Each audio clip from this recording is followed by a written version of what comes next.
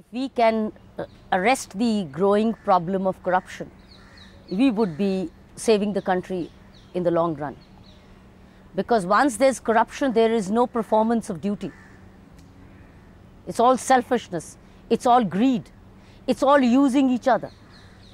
The private citizen, if he can pay for, uses the official to meet his objectives, to meet his selfish motives, to gain higher profits, to save taxes. And similarly, the official uses the private citizen who can pay him for his official duties. Even when the official is being paid by the government, by the country, he is in fact taking a price for his official duty, which is not small. Let me just take you personally, I mean you as a person who has fought corruption, and now when you see it from the other side of the fence, how do you view it? Let's focus on you.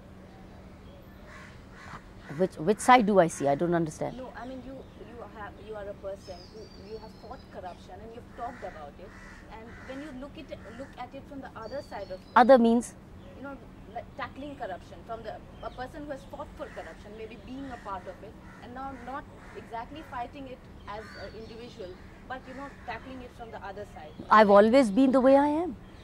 I've always fought. It's not that. I have personally been responsible for my own conduct. How do I perform my duties? That's my primary duty. First duty is to see that I do not become a part to adding to the cancer of corruption by individual responsibility.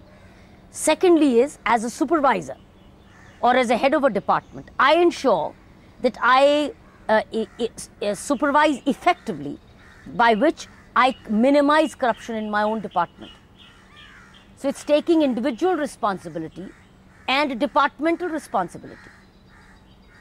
That's very critical for any officer, because you have two responsibilities as an officer. One, for your individual conduct, and secondly, for the conduct of your department.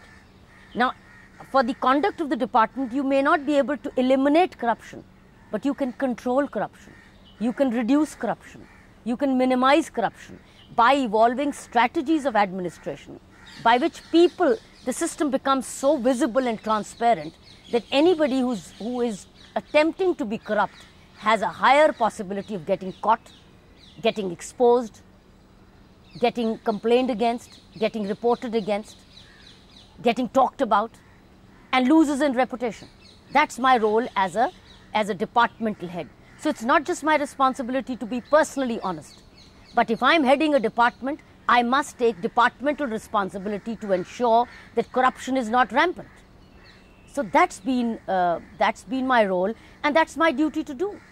I'm not an individual in a department. I'm both an individual by leadership, but I'm also an officer by responsibility.